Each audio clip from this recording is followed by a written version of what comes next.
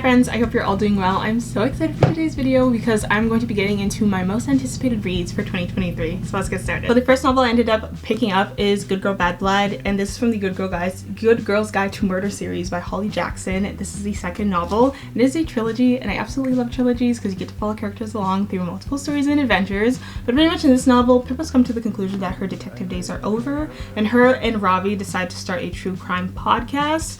And through the process of creating this true crime podcast, it pretty much blows up and everyone is like listening to it in her small hometown. But then in the process of her doing this podcast, somebody that she knows and somebody that she's really close to ends up going missing, and that character's name is Jamie Reynolds. So then Pip goes to the like authority officials, or she goes to like the police, and she tells them about like, you know, the missing of Jamie Reynolds, and the police officers are like, you know, there's not really much that we can do about this. So Pip is just like, you know what, I'm just going to take matters into my own hands and I'm just going to investigate and figure out what happens to Jamie. So pretty much she just goes through the process of trying to piece the clues together, investigate people, question people, and try to see what happened to Jamie. And I'm reading this novel, I'm 50% of the way through, and I don't know why, I always use like the most random things to mark my novels, as you can see here, but I'm really enjoying it. I tend to find that Holly Jackson's writing is very fast paced, and I love the flow of her novels. Like, I tend to find that when I do read her novels, I myself almost put on like that murder mystery investigation cap, and I feel like I'm almost curating like my own, I don't want to say like roster, but I guess you could say list of people that I feel like could have potentially done or committed the murder. And I feel like as you're reading the novel, you yourself want to, I don't know, figure out what happens before you actually get to the end of the novel. So I really like it, and I tend to find that with her novels there's always like a twist at the end. The next novel that I ended up picking up is Icebreaker by Hannah Grace. Honestly, I haven't heard too much about this novel apart from the fact that a lot of people have been reading it. I feel like what I typically like to do is whenever it comes to novels, if it's a novel that I really want to read, I always try my best not to watch reading vlogs, because I feel like when I go into a novel, I want to go in with like, not blindly, but I feel like I want to go in and read a novel without having other people's opinions influencing what I think of it. But I think the biggest thing about this is the cover just looks really cute. Like, I feel like if I pick up a novel, or if I see a novel in the bookstore and it has like a cute little animated cover on the front, I'm more likely to buy it, to be honest. So I guess I'm kind of biased. But just reading the synopsis of this novel, we get to see two characters, and one of their names is Anastasia. She is the girl, and then we also have Nate. So pretty much they're both going to the University of California. Anastasia is on the figure skating team, and Nate is on the hockey team. So pretty much throughout this semester that they're at this school, or in the time that they're at this school, they pretty much have to share the ice rink that is currently at the University of California. And through the process of the two of them sharing it, they definitely butt heads. So I guess you can say that this is an enemies to lovers novel. So I'm excited. I hope it's like a cute little wholesome read. So there is also that. This next novel has been on my radar for several months, and it is Archies Voice by Mia Sheridan. And just reading the synopsis on the back, this sounds so sad. But we get to follow along two characters from a small town in Pelton, Maine, and we get to see Bree and Archie kind of interact, I guess you could say. But pretty much the story takes place 6 months after Bree gets into a really bad car accident with her father, and unfortunately her father passes away. And then in this stage in her life, she's just in a really dark place. But then she ends up meeting Archie, and Archie kind of turns her world around. And throughout the novel, we get to see the two of them interact, and we get to see their relationship form in a more deeper and intimate level. And I guess you could say this novel is pretty much about like survival, healing, passion, love, all that good stuff. So I'm really excited to read this. Hopefully it's a good read. I've heard some people say they really like it. I think some people even said they cried while they read this novel. So there's also that. When I found out that this book was coming out this year, I was so excited. This is Final Offer by Lauren Asher, and this is from the Dreamland Billionaire series. I read the other two books, Fine Print and Terms and Conditions, and I fell in love with them. I absolutely love the series, and I love reading about the other brothers. I'm not gonna lie, Cal is my favorite character in the entire series. So when I found out that he was getting his own novel, I was so excited. But pretty much in this novel, what is taking place is, in order for Cal to gain his inheritance, he has to spend the entire summer at Lake Wisteria, and he has to live in the family lake house before he can sell it. But then upon arriving at the lake house, he comes to the realization that a woman named Alana claims to allegedly own this lake house, but Alana and Cal used to date 6 years ago, and he pretty much broke her heart. And I don't know, he's gonna have to try to like work his way around this situation and I guess somehow find a way to sell this lake house. And then there's Alana, who once she sees like Callaghan, I guess it's just bringing up a bunch of like old feelings that she has, and I don't know, I guess she regrets being with him and falling in love with him. So you can definitely say that this is a second chance romance, and we get to see the two of them work through whatever issues and unresolved things that they had in the relationship. And hopefully this has a happy ending, but I'm so excited to read this. Not gonna lie, this was a long novel. Like this is, this is a really long novel. This is nearly 600 pages, which is the longest one out of the entire series, so I was not expecting it to be this long. But hey, as long as the storyline is good and it's like a cute little wholesome romance, I am definitely here for it. Oh my goodness, I have been wanting to read a novel by this author for so long, and this is The King of Wrath by Anna Huang. And I've been trying to get my hands on the Twisted Love series. One day I will get my hands on the entire series because I want to read it so bad. But first I decided that I would start off with the King of Sin series. And pretty much in this novel we get to follow around Dante Russo, who is a billionaire CEO. And pretty much he never planned on getting married, and he doesn't want to get married. But after he is being blackmailed, he is forced to get engaged to a woman that he barely knows. And this woman's name is Vivian. So pretty much Vivian is the heir and the daughter to his newest enemy. And she ends up being the wife that he never wanted and the weakness that he never saw coming. So this is a marriage of convenience. But I don't think I've read a novel that's a marriage of convenience. So hopefully this is a good novel. Hopefully it's also like a cute little read as well. I also found out that she came out with an exclusive edition for her novels, and they all come in like black covers, and the black covers look so nice, and I wanted to get this in the black cover so badly. But they were also out at my bookstore, so there is also that. One thing I also love about this that I found out is it's a dual POV. I absolutely love romance novels that are dual POVs. I love being able to just read what the other two characters, like what each character is thinking of. Now, do I think that every romance novel needs to be a dual POV? Absolutely not. But I think that this one is, it makes it even better, so I'm so excited to read this. I wanted to get my hands on this so badly. I love Alia Hazelwood's writing style, and her romance novels are just so cute and adorable. So this one is Love Theoretically, and oh my goodness, I read The Love Hypothesis. I absolutely loved it. I read Love on the Brain, and I enjoyed it, and I had this novel, so I'm so excited. But pretty much in this novel we get to follow around the two characters. There's Elise Henningway and Jack Smith. So pretty much Elise Henningway is like she works in like the world of STEM and everything, and she's pretty much a professor. She marks labs, and she's teaching in the thermodynamics department. And another thing that she likes to do on the side is, as it says here, Elise makes up her non-existent paycheck by offering her service as a fake girlfriend, tapping into her expertly honed people-pleasing skills to embody whichever version of herself her clients need. And in the process of her doing this little gig of hers, I guess you could say, she comes across this guy, and his name is Jack Smith, and he's not only annoyingly attractive, but he's also the arrogant older brother of one of her favorite clients, and he turns out to be really cold-hearted, and he's also mean as well. And he is also the one that, I guess you could say, ruined her mentoring career. He also undermines her reputation. And he is also the head, or the one that like oversees, I guess you could say, the physics department at MIT, and he is the one that is standing in between Elise and her dream job. And at this point, Elise is kind of fed up, I guess you could say, and she is ready to go into a full, all-out academic, scholarly war with Jack.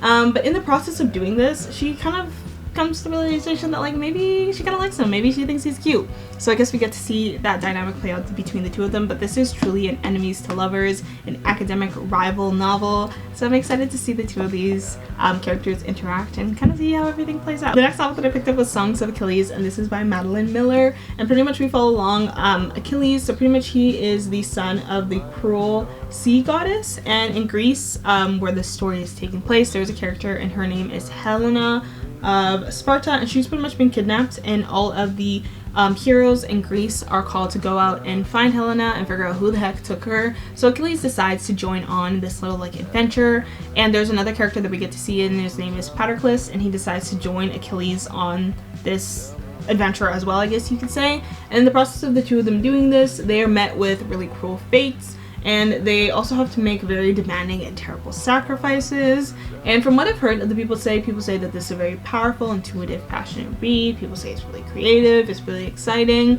and I'm also excited to read it as well. But I'm not gonna lie, I personally don't really care for Greek mythology. I think that's probably one of the main reasons why I haven't like jumped onto reading this novel. But I kind of wanted to expand my horizon, even though like 90% of the novels that I got are all romance. But still, I feel like I wanted to try to read something that was definitely a little different, because I feel like this is definitely like a different type of romance that I've read in comparison to, a different romance that I will be reading in comparison to some of the other ones that I do have.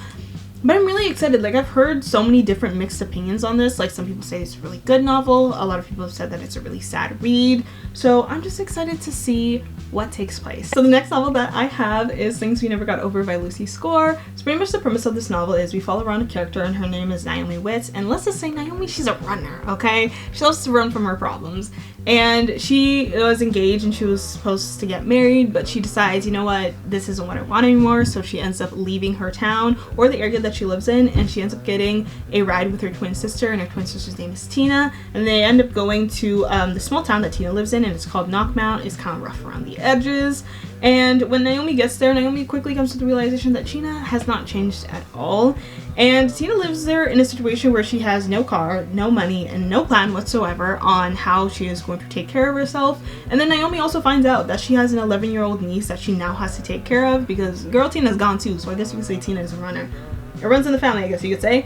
And then when Tina finds herself, not Tina, why do I keep calling her Tina? When Naomi finds herself in this situation, she also meets this guy and his name is Knox, and he's pretty much a barber. And when Knox sees Naomi's life like just falling apart right in front of his eyes, he feels bad for her, so he's like, you know what, the least I can do is help this woman out, and you know what, I'm just gonna help her out, get her out of this like jam or this tough situation that she's currently in. And once things are a little easier for her, we can just go our separate ways and I can live my own quiet life, is like the assumption or what he believes that he is going to do. But clearly that is not what happens, because there's 2 other novels in the series, and I ended up getting the entire Knockmount series, which I am so excited about.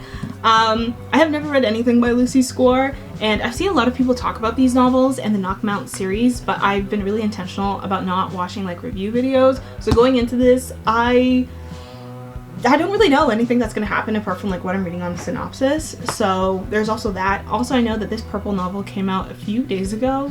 I know it came out in September, and it's like one of the most anticipated reads of 2023, so I'm so excited to get into this series, so excited to read it. These novels are thick, y'all. These are big, like it's like the size of my head almost, so I'm excited to see what takes place in this series. The next novel is Things We Hid from the Lights, and this is the 3rd novel. I don't know if it's the 3rd and last one, but this is also Things That We Left Behind. So very excited to get into this series. I ended up getting Happy Place by Emily Henry. Honestly, I love the color of this cover. You walk into the bookstore and it like grabs your attention. But pretty much when we look at the synopsis of this novel, we follow around the 2 characters, Harriet and Wynne. Harriet and Wynne have been dating and they've known each other for such a long time. They started off as friends and then they started dating.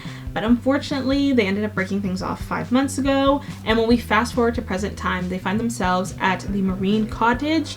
And this is like pretty much where all their friends have like their yearly getaway. Like they stay at this cottage for like a week, and they consider it their happy place, I guess you could say, because there's just a lot of fun memories and associations that they've made with this place. But while they are staying at this marine cottage, Harriet and Wynne find out that they are sharing a bedroom together because they broke up, but they were reluctant enough and they kind of forgot, I guess you could say, or they willingly chose not to tell their friends, so their friends don't know that they're currently broken up and they're not in a relationship. And on top of that, the cottage that they're staying in is being put up for sale. So this is the last time that they'll all be here together and they'll all be able to experience the, I guess, like the ambiance of staying at this cottage. So the 2 of them are like, you know what, instead of dampening the mood and making this like really sad or like a sad moment, because it's already sad enough that, you know, the cottage is going to be put up for sale, let's just pretend to be in love. Let's just pretend to date. I mean, like, we were dating at one point. How hard could it be to pretend? So that's pretty much the brilliant idea that these 2 individuals come up with. And throughout the novel, we get to see them at least try to have fun in this week that they are staying at this cottage.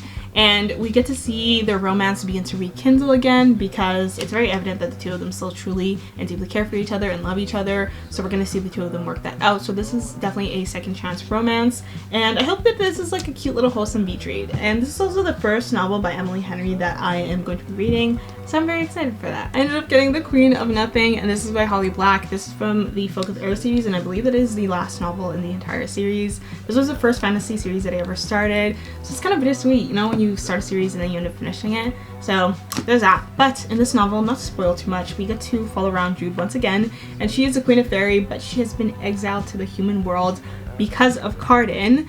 And on top of that, she's there and like she's really upset because she has worked really hard to acquire everything that she has, and Carden kind of just took it away from her. So she's looking for the perfect opportunity to go back to Fairy, and she finds out that her twin sister Trina is currently in danger. She's like, you know what, this is a perfect opportunity. I'll go back to Fairy, I'll confront Carden for what he's done, and also save my twin sister. But then when she gets back to Fairy, she realizes that so much has changed because Fairy is currently in the midst of a war. There's so much civil unrest, and there's just a ton of heated political debates that are going on. And throughout this novel, we get to see Jude go on a ton of like risky, treacherous adventures, and it also gets to a point where she has to choose between her ambition and her humanity. So I'm just so excited to see how this series ends. I'm so excited to see more of the Carden and Jude dynamic and duo. So very excited to read this. Last but definitely not least, I ended up picking up Fourth Wing. I know everyone's talking about it, everyone's reading it, and I was like, you know what, I kind of just wanted to see what this novel was about for myself. And again, I've been really intentional about not watching other people's reviews and hearing other people talk about this novel, because I just really want to go into this novel blindly and form my own like opinion about what I thought about this novel. But just based off like the cover and everything, it looks really cool, and it's a fantasy novel, so I feel like this year I'm really stepping into like my fantasy era for reading. But we follow around two characters. So there's 20-year-old Violet Sorengale, and then there is Xaden Rorison, I guess you could say. And they both attend, I don't know how to pronounce the name of this college, so we're gonna get Google to help us with this. Basgias. So they both attend Basgias War College. And pretty much this is a place where you get to learn how to do like dragon riding and I guess like fight the war and like protect the kingdom and do all that cool stuff. So pretty much Violet is here, and girl is struggling. She really is. Like every passing day, or at least every day, she doesn't even know whether she's gonna survive. She's struggling with learning how to like ride dragons, and also the people that she's going to college with don't really like her as well. And then when we look at the character Xaden, he is the most powerful and ruthless wing rider in their quadrant. And pretty much while they are here, with every passing day, the war is getting more intense, more people are dying. And then Violet also feels as though some of the leaders in like her college are hiding a bunch of like really big secrets that could potentially lead to like the downfall of like, I guess you could say like the kingdom or the college or like the place that they are currently living. And pretty much this is a novel all about friends, enemies, lovers, and I guess figuring out like everything that takes place at this college, because there's only two ways that you can get out. You either graduate or you die. So I am really excited to read this novel. This looks like the synopsis of it I think is really cool. The inside of the novel, as you can see, there's a map there. So I think that this is a really interesting read. I just really am excited for like the fantasy element of this novel, and I just really hope that they get to go on a bunch of like cool fun adventures. But that is Fourth Wing by Rebecca Yarros. This is not like the limited edition version, sadly, but maybe one day I'll get my hands on it. But definitely excited to read this novel. So yeah, that is my book haul. Those were all of the novels that I currently have really been wanting to get my hands on and reading. So I really hope you guys like this video. I really hope you enjoyed it. If you've read any of these novels, feel free to let me know if there are any of these novels that you are excited or looking forward to read. Also, please let me know in the comment section down below. But I am so excited to read all of these and to go on like the little adventures of reading all these novels. So there is also that. But thank you so much for watching, and I will see you guys again next time. Bye!